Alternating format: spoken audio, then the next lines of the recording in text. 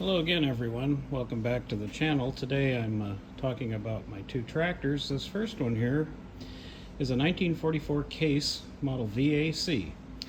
The Case tractor, the V series models were replaced in 1942 by the VA series, and this particular tractor is a 1944.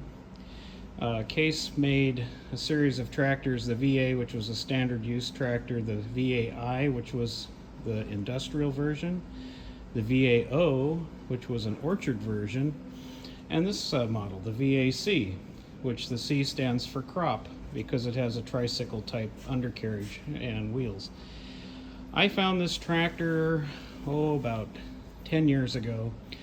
It was for sale as a parts tractor. It was completely taken apart, and someone was going to attempt to restore it. In fact, they kind of approached it in a weird way. They powder coated the wheels and put all new rubber on it and gave up, and decided to sell the tractor for $500.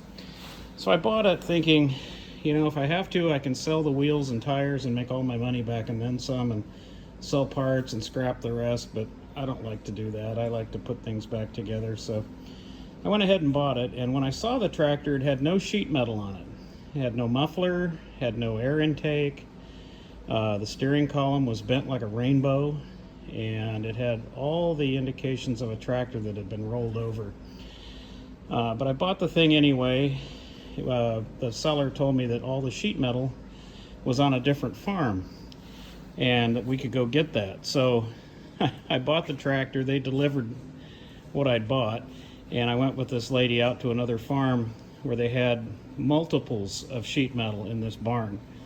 She said, take whatever you want, take it all, it doesn't matter. And so what I took was 2 hoods, 2 front radiator shells, a set of fenders and floorboards, and brought it back. Okay, the first thing I did though was I sent all that sheet metal off to powder coat, and here I am continuing the same poor way of restoring a vehicle, not knowing if it even ran, if the transmission even worked or anything, doing the cosmetics, So it came with a hand crank. I did find a hand crank out there, and I brought that with me as well, so I could at least turn the motor over, and it's free. It was free from the beginning, and so that was a good sign. I began working on the motor. All the ignition parts were in a box. The starter was kind of manky looking. The generator didn't look too good. The carburetor was shot, and in fact the exhaust manifold was broken, which I think is another indicator that it might have been rolled over. But I put it back together and had no way to time it other than to make sure I had the number 1 cylinder top dead center and then aim the rotor on the distributor toward that. And it took a couple tries, but I finally got it right where it needed to be, and I replaced the carburetor with a rebuilt unit new to the tractor, and gave it a shot, and it fired right up, ran great. Had a remote gas supply on it. The radiator was shot. The fuel tank, I think, was in okay shape, but my radiator shop, they cleaned the tank and sealed it with polyurethane and told me the radiator was indeed shot. Took a couple tries. I finally found a correct radiator for it. You got to realize this tractor was made in early 1944, and they didn't have access to the materials to build things the way we do today. They didn't have copper and brass available. Because of the war effort, the radiators were all made of steel and tended to rot out. But I ultimately ended up with a good one, and had a good running tractor. Now you'll notice that this tractor has what's called chicken roost steering. See that long rod goes back to a steering box with that vertical arm, like a pitman arm, and when you turn the steering wheel, it moves that arm back and forth, which translates that movement to this tiller here in the front that then turns the wheels. And that ended about mid-1944, so you have to realize this tractor was made in early 44 and would be a fairly rare item to have made for the civilian market, because just about everything in this country was being done for the war effort. But a few tractors like this one made their way to the outside market.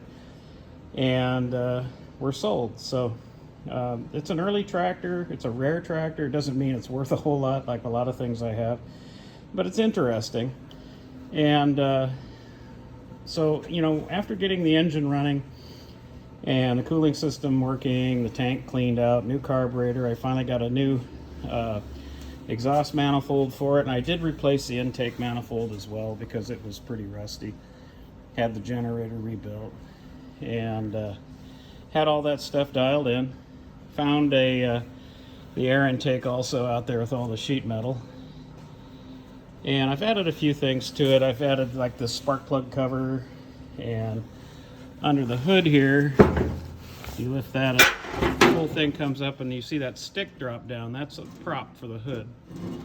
And so that's kind of neat the way that works. I'm hung up here.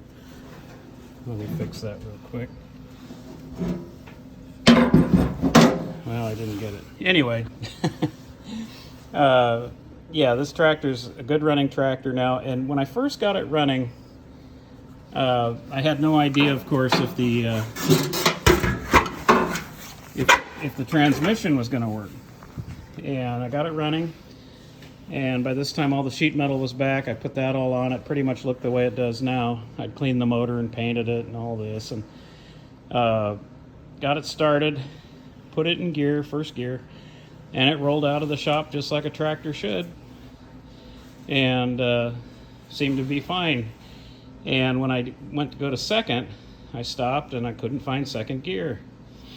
And well, let's try third. So tried to find third. I couldn't find third gear. Tried fourth. I found fourth right away. So I had first and fourth, and luckily I also had reverse. So what I needed to do, I knew, is I needed to pull this cover off the transmission with the shifter stick and see what's going on. So I pulled that out, and sure enough, one of the arms on one of the forks was missing. It physically couldn't reach those gears, and I knew I'd have to replace it. So I found this stick and cap for the transmission with all the same embossed writing, serial numbers, everything, from the same tractor salvage company where I got the radiator.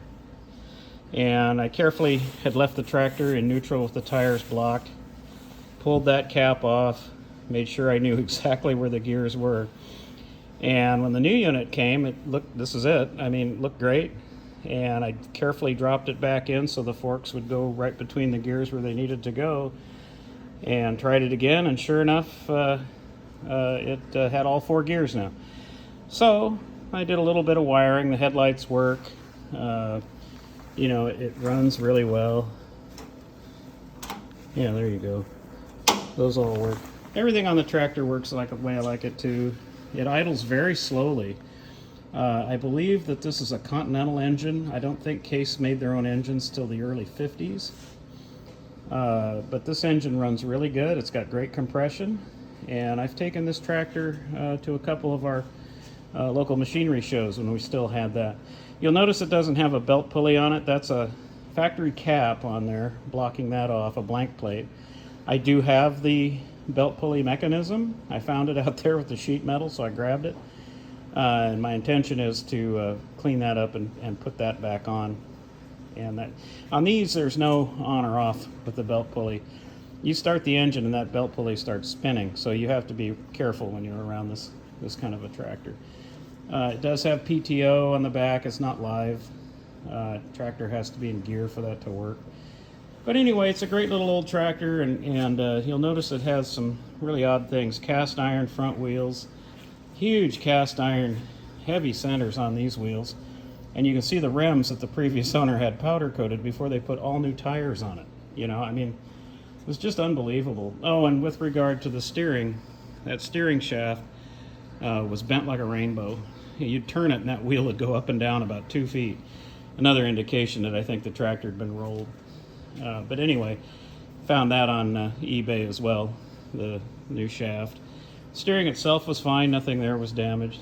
But so now it's a great little 1944 Case VAC tractor. It shares space here in my shop with this. And you might look at this tractor and think, oh my God, you know, that's got to be the older tractor. Well, it's not. This tractor is actually 3 years newer. unrestored. And you'll look at it and think, well, what is that thing? Is it an Oliver? Is it an International? No, it's actually a Canadian-built tractor built by the Cockshut Plow and Implement Company in Brantford, Ontario, Canada. And it was an interesting story I heard through a friend who knows Bill Cockshut. The Cockshut Company was not even considering building tractors unless they could get a market here in the United States. And they approached the National Farm Cooperative Company, which is sort of like an older version of our Tractor Supply that we have today. They're not related, but kind of that same concept where you can go and get everything from chickens to tractors. And they struck an agreement. Cockshut started building these on their line. They were building the Cockshut Model 20, 30, 40, and 50. And the understanding was, though, they weren't going to be sold under their name. They would be sold under the National Farm Cooperative name. So that's why the same tractors on the assembly line, some were pulled off and painted this sort of pumpkin orange and had Co-op written on the side. This is the same as a Cockshut Model 30. Here it's known as a Co-op Model E3. They made an E2, an E3, an E4, an E5. And this tractor's got a rather interesting history of how it got here. Brantford, Ontario, Canada, as you know, is way over on the eastern side of Canada. And most of these were sold in the Midwest, Upper Midwest, the Northeast. Not very many out west. In fact, my friend who I get parts from for this was a tractor dealer for 45 years, and he knows these tractors really well. He sells all the parts for them. And he told me that he knew of only 7 E3s out here on the West Coast. And probably just this one and one other here in the Pacific Northwest. This tractor would have had to come by train to Spokane, Washington, which was where the only National Farm Cooperative store was located, and by rail. And then it would have either gone by rail or truck to Seattle, put on a ferry, probably on the back of a truck, and taken to an island south of me here, where they have a dairy farm. And this tractor worked for 65 years on that dairy farm. Most of its work was belt pulley work, some drawbar work, but mostly belt pulley, because the belt pulley bearings are pretty grumbly. And I did have to change the seals on it to seal it up because it was leaking a bit. But anyway, when I bought the tractor, I bought it from the original owner from the farm. It had its original factory tires on it. They were all marked National Farm Cooperative. The front tires were original, and I replaced those right away because they were going flat constantly. The back tires, for some reason, always stayed up, and they had decent tread. They were very heavy-duty tires, like 8-ply. And one day I came out and saw a puddle of water on the ground next to the right rear, and I thought, oh no, these tires are full of calcium chloride. So I called the local tire company. I found this set of back tires, which admittedly aren't as good as what was on it originally. These are like 4-ply. And the industrial tire guy came out and jacked the tractor up. He put a suction device on the valve stem and sucked about 50 gallons of calcium chloride out of each tire. This thing probably had, I don't know, 1,500 pounds of extra weight in the back. So apparently it did do some pulling. And, that's probably explains why it never had really good brakes. Too much rolling mass. Anyway, we took that water out. He took the old tires and tubes off, and surprisingly, the rims on the inside look like brand new. The paint, everything. There's no rust. I mean, you look at the outside, you think, yeah, those wheels are probably shot. But no, on the inside, they're like brand new. And so we put these tires on with just tubes and air, no water, no fluid. And I took it for a test drive, and sure enough, now it's got brakes. I can skid each wheel if I want to. In fixing this thing up, I've had the radiator serviced. It was fine. The fuel tank was cleaned and sealed with polyurethane. New hoses belt. I had the generator and starter rebuilt. The battery box, the top of the original battery box was rotten. It had no lid, and the box itself was really sharp and, corroded on top. I was afraid of cutting myself just reaching in there to service the battery. Well, anyway, I was able to source this new reproduction battery box. My dilemma with this tractor is it's beginning to look like a patchwork quilt, you know, with new components here and there, and an old, you know, original, still in its work clothes kind of tractor, you know. And so I've vacillated for years now on whether or not I should do like I did with this one, where I just, you know, restored everything and made it look nice. I'm kind of leaning that way now. But an interesting thing too about this tractor is it has an American-made engine. It's a Buddha industrial motor, and I don't know if you can see that there, but it says the Buddha Company. I think that was made in Indiana or Illinois. 4-cylinder gas motor, runs like a top. But one of the things that concerned me was that it only ran at about 15 pounds of oil pressure when cold, and about 9 or 10 pounds when hot. And so I called my friend, the tractor guy who knows Bill Cockshut, and I, you know, told him about that. I said, you know, I'm kind of worried about this motor spinning a rod bearing or something. And he said, oh no, he said, it's counterintuitive. He said, that's an industrial engine. He said those engines were found in air compressors, like Ingersoll Rand air compressors, forklifts, airport tugs, ditch diggers, you know, any kind of industrial machine that would be running for long, long hours. And he said the way they built this motor, it runs low pressure, high volume. And he said there's a bypass valve.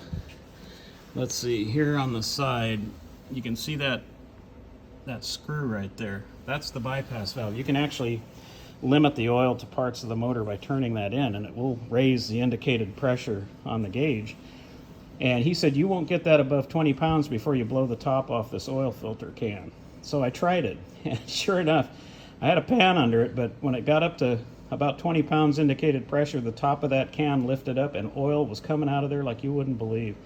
It couldn't handle the flow. And so anyway, that proved correct. The engine actually runs low pressure, high volume, and it's a low revving motor. I think red line on it might be about 1,500 RPM. You know, working RPM would be like 1,000 to 1,200. And it idles real slowly, you know, about 500 to 600 RPM. Runs great. It always has run great. And I've had a lot of fun with this tractor. You know, unlike this one, which is very narrow, you know, has that old-fashioned steering. It's not a very comfortable tractor to spend a lot of time on. This one, on the other hand, is extremely comfortable. They got the ergonomics of this thing just right. I mean, your fingers fall to the controls just easily. Your seating position is comfortable. It's a narrow tractor. As you can see, it's a row crop, just like the other one. And you could spend all day on this tractor, and it's not going to fatigue you because of discomfort. But it's a really neat old sort of Art Deco looking tractor. I've had a lot of fun with it. I used to drive this one to town and take it to our machinery show. But I haven't done that now for a few years because the machinery show no longer happens, unfortunately.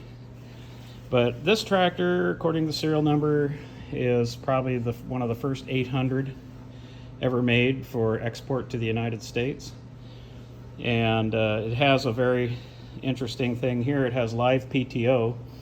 That lever right there above the light, you can pull that up at any time, whether the tractor's in neutral or running, and activate the PTO back here.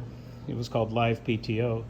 Tractor doesn't have to be in gear to turn that PTO. It can sit there in neutral, and that thing will still work. So if you have a stationary device like a buzz saw or a generator or maybe a grain auger where the tractor's just going to sit and provide power, that works great.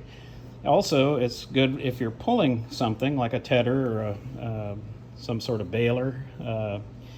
You can stop, put that down, and effectively put your towed device in neutral and then drive the tractor towing it to your next site of work.